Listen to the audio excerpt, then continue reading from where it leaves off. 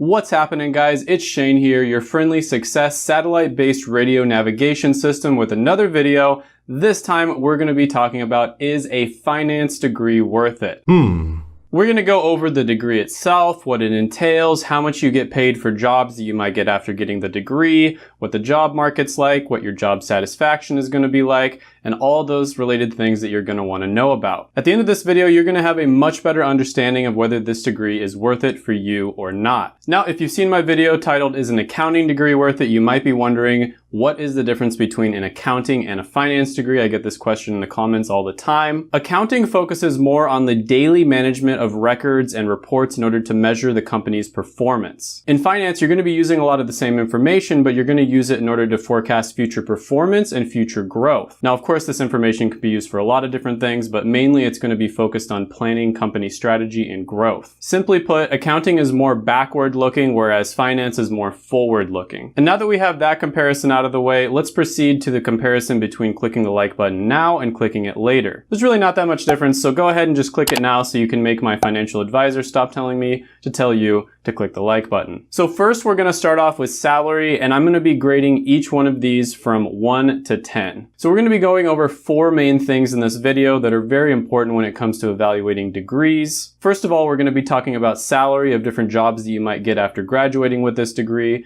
We're also going to go over the satisfaction that you might have in these different jobs. Then we're going to go on to the demand, and then lastly we're going to talk about certain X factors that might make it better or worse. So first, let's talk about salary. Now, very similar to accounting, you do have a lot of flexibility when it comes to what types of jobs and careers that you can go into after you get your degree. Now, some of the common careers that you're going to see over and over again when you do research are going to be personal financial advisor, financial manager, and then also financial analyst. Now, just overall with finance as a degree, one would expect to make around $55,000 a year in the first 5 years after graduating, and then nearly $100,000, about $98,600 a year after 10 years or more on average. But that's just in general what people who graduated with a finance degree reported. There's going to be a huge variation depending on what career that you go into. So financial analysts, for instance, are going to make $81,000 a year. There's 487,000 jobs available, and it's growing at 5%. For personal financial advisors, they're going to make $87,000 a year. There are a lot of things that aren't mentioned when it comes to these majors. A lot of the time you're going to be getting bonuses. Sometimes you might even be getting stock options. On top of this, you could work with a company, or you could start your own business where you'd make quite a bit more. Because of the commission-based structure in these careers, the money that you earn is going to depend quite a bit on how much you work and how hard you work. Now, out of the common jobs that you're going to see people with finance majors get, the highest paying one is definitely going to be a financial manager. They make around $129,000 a year. Now, another thing, and this is something that I talked about in the video where I talked about the careers that make the most millionaires, finance-related careers made up a significant portion of both the top 10% of earners as well as the top 1% of earners. And beyond that, they made up a significant portion of the top 0.99.5th percentile of earners. So the top earners in the United States of America. So this is what you would call a high risk, high reward degree, and the careers that you go into with this degree a lot of the time are going to be the same. Now, one thing I always like to mention is people who get business degrees and get some experience in the business world are going to be much more likely to be successful as entrepreneurs. I did a video on the degrees that create the most millionaires, and in that video, finance was one of the top 10 degrees. And a lot of the time, it's not just because of the fact that you can get really good jobs, but it's also because of the fact that it teaches you how to invest at a young age, and later on you're much more likely to become an entrepreneur, which is going to give you a much better chance of becoming a millionaire. So for all these reasons, I'm going to go ahead and give finance a 9.5 out of 10 rating when it comes to salary. Next, let's go ahead and talk about satisfaction. No, not that type of satisfaction. That's not what I'm talking about. With satisfaction, what I mean is the percentage of employees that are satisfied with their job, of course, and also I like to add in there the percentage of employees that think that their job has a lot of meaning, aka it gives a lot of value to the world. A high-paying career doesn't necessarily mean you're going to be satisfied with your job. It also doesn't mean you're going to have much value in your job just because of the fact that you earn a lot. Now, according to payscale.com, jobs related to finance, like personal financial advisor, financial manager, etc., are going to have an average or below average score when it comes to meaning. Personal financial planning, aka personal financial advisor, is going to have the highest meaning score when it comes to all the finance-related careers. However, However, as you can see, most of them have a score of 50% or even below 50%. Now, this is really low when you compare it to healthcare related degrees or education degrees. However, meaning isn't the end all be all. Everybody's different, and meaning and job satisfaction are going to be different for everyone out there. There are many careers out there that are extremely meaningful, for instance, medical doctors, for instance, where there's a lot of people who are absolutely miserable doing it just because they're not a good fit for the job. So that's why we don't just look at meaning, we also want to look at overall job satisfaction. Out of the 3 careers that we mentioned, a higher than average percentage of them would say that they're overall satisfied with their job. Now, this could be because of a bunch of different reasons, but one of them, for instance, would be that the high salary sometimes can compensate for the lack of meaning in someone's career. It could also mean that although the career itself doesn't have very much meaning, they enjoy doing the job. And this makes sense. I mean, if somebody paid me to play video games all day long,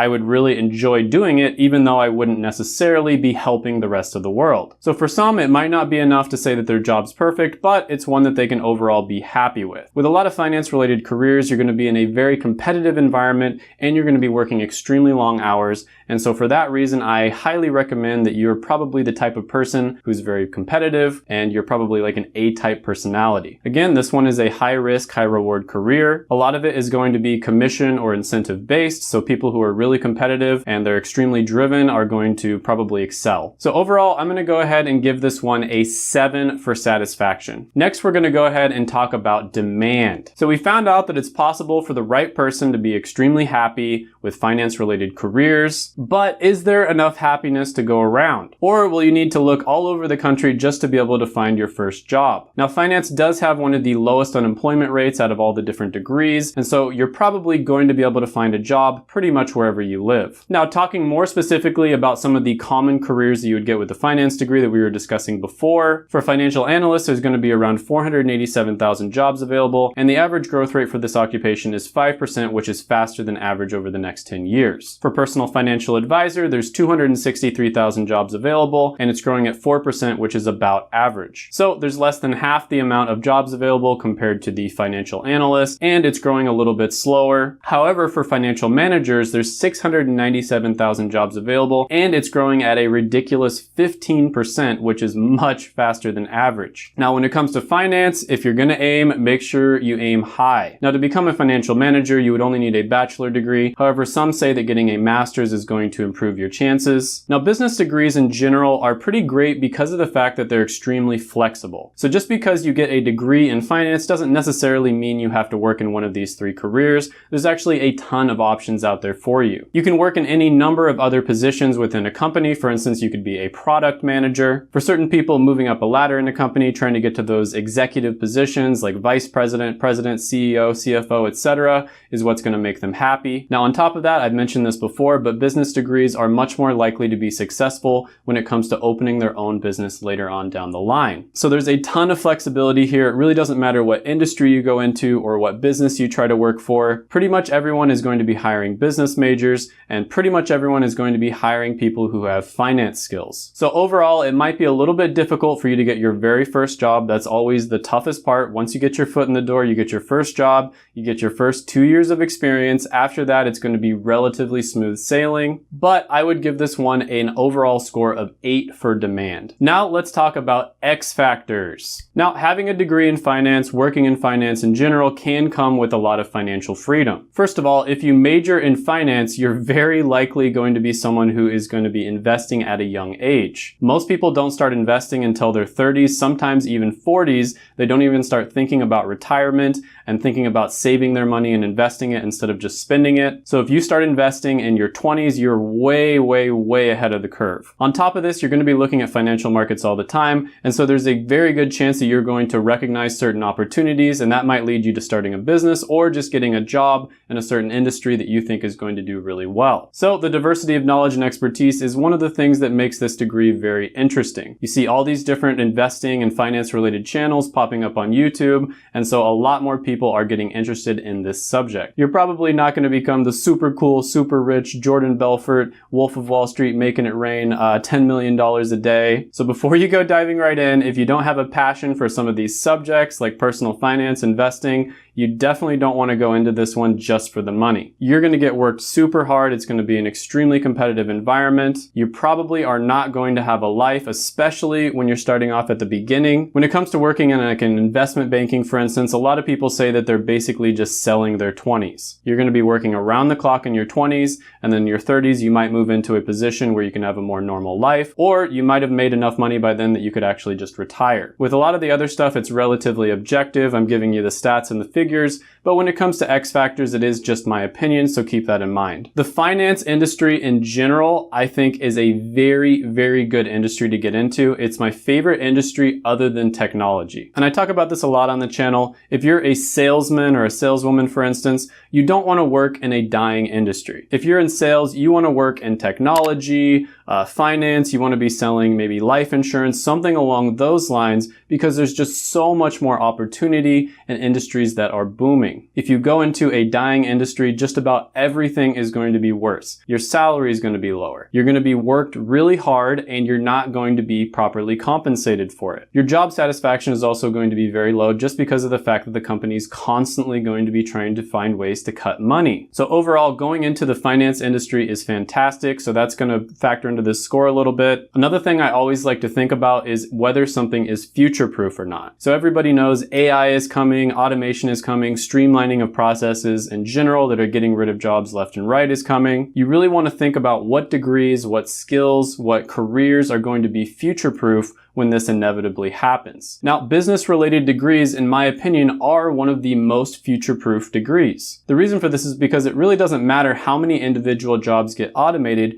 you're always going to have people with business skills. People who make decisions in companies, people who look at the numbers, people who analyze the data, etc. And as I mentioned before, business-related degrees are extremely flexible. In fact, I'd say they're probably the most flexible out of all the different types of degrees. So if by chance your job does end up getting automated, there's a very good chance that the skills that you learned from that job will be able to transfer over to another job that maybe doesn't even exist right now. I also mentioned before how finance was one of the degrees that created the most millionaires, and that could be for so many different reasons, and it could have happened in so many different ways, but that's kind of the point when it comes to finance. It could have been that they got a really good high-paying job, like they became an executive, for instance. It could have been that they ended up starting their own business. It also could have been that they were just extremely smart when it comes to investing. They started investing at a young age, and so therefore they were easily able to become a millionaire. So overall, I'm going to go ahead and give finance a 10 for X factor. So I'm going to go over the pros and cons really quickly. So some of the pros, there's a ton of money when it comes to finance. They make high salaries in general, and there's an opportunity to make ridiculously high salaries if you're an extremely competitive, kind of A-type personality who can make it that far. It's just a fact. You make a lot of money when it comes to dealing with matters that are related to money. Then after you acquire more experience and you get a few years under your belt, you might find yourself making even more money than that. This is one of those rare careers that's incentive-based, and so you're not really exchanging your time for money, you're actually exchanging your work for money. So the harder you work, in some cases probably the luckier you get, the more money you can make. The second thing is flexibility. I talked about this before, an extremely flexible degree, so many different career paths you can take, so many industries you can work in, so many different occupations you can go into, and a lot of them are going to be high paying and in demand. Another thing is the demand. There's pretty high demand for this degree. There's going to be a lot of opportunities out there, and unlike a lot of degrees out there, you're probably not going to even have to leave your own city. Although if you want to go for the really high paying jobs, you're probably going to have to move to somewhere like New York. And the projected growth for finance related careers is either as fast as average or at the very least average. Now the cons, there's going to be a really big one, and that is going to be stress. I was looking this up online, and as you guys know, I've done hundreds, if not thousands of hours of research by now on different careers and different degrees. And I always look on different forums, for instance, just to see what people are saying. And I noticed that out of a lot of careers and a lot of degrees I look at,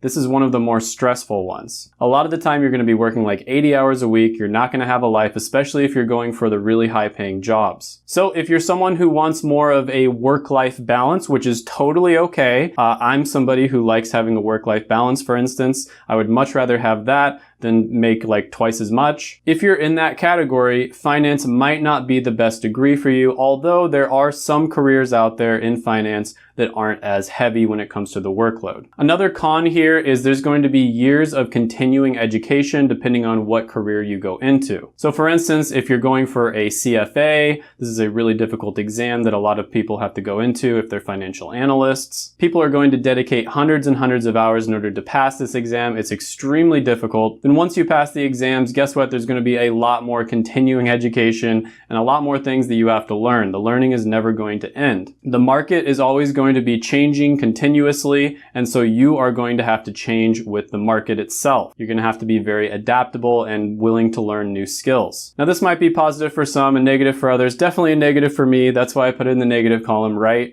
Don't get me wrong, I like learning new stuff, but I don't want to be forced into a situation where I have to constantly be studying and not be getting paid for that studying in my hours that I have off. I want that to be an option, not something that I have to do. Now, considering everything that I said in this video, adding all of the scores up and dividing by 4, I would give finance an overall score of about 8.6 out of 10. It's a lot of advantages to getting a degree in finance. It's not always going to be an easy road. Everything is subjective. For some people, this might be like a 1 out of 10. It might be the worst degree, the worst careers that you could ever get into. And for some people, this might be like an 11 out of 10. Best career ever. You love that super competitive environment where you get to work 80 to 100 hours a week. That's why it's so important that you always do your research, look into it for yourself. If you're interested in a certain career, for instance, I would really recommend contacting people who are currently doing that career. You can do that on Facebook, LinkedIn. You can reach out through your own personal network. You can even cold call people. Just open up your, local phone book. Always be really nice. Always be very respectful of their time because everybody's really busy, especially people who went into the finance industry. Not everybody is going to want to talk to, but if you do enough, you're going to find somebody who will talk to you and you will be able to get a really good idea what the career is like, and they'll be able to give you good advice. Then at that point, you can reverse engineer it and figure out what steps that you would have to take in order to get to that career. Sometimes that will involve getting a finance degree. Sometimes it will involve getting a finance degree and then maybe an MBA. Sometimes it will involve going to a certain school instead of another school. There's a lot of different variations there, and that's why it's so important that you do your research up front. So consider the pros and cons that I mentioned. Think about other things that I talked about in the video. Do your own research and then figure out whether it's a good fit for you or not. As always, don't forget to smash the like button, hit the subscribe button, ring the notification bell, comment down below any thoughts, comments, criticisms, etc. that you have on the video. And before you go, make sure to check out my other videos right here. I made them just for you.